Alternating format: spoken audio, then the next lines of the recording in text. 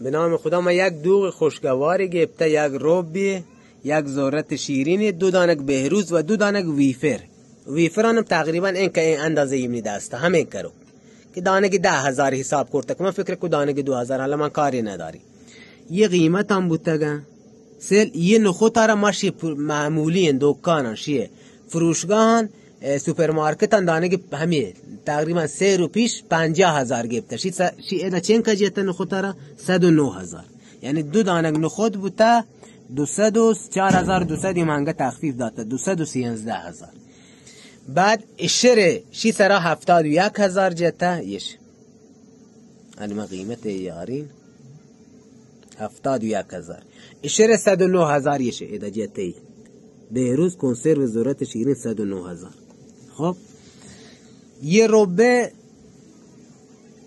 قیمت را جته 52 خورده 6 و 33 هم چیه داته 45,900. خب یه دوغ خوشگوار را هم داته 61,900 که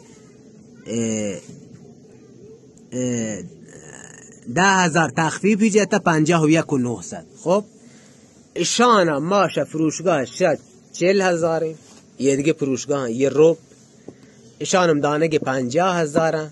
شانه بند آقا هر چاری ننر ما 200,000 گیرین 260,000 هم شی آدو چی هم که ما بگیرین دانه 40,000 300,000 شیش اما 450 چند کبتا جمع کلی بوده 482,100 شیش اما 452,100 کشته. یعنی شان این کشان گران حساب کنه.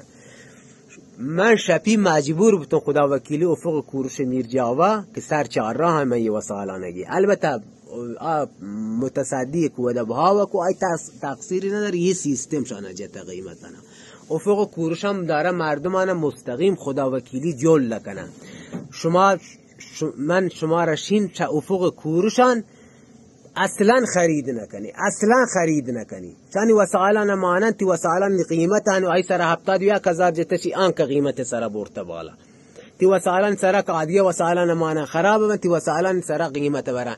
یعنی من گوشت شام باز من 250,000 من پرشان 450,000 پول داده بری پولا ما زحمت کشیده بری 4 قلم من 452,000 پول داده والله نیش یوم کارتی که من کشیده 452,100 یوم چینتی 482,100 بوده 452,100 ایش هم من پول گفته.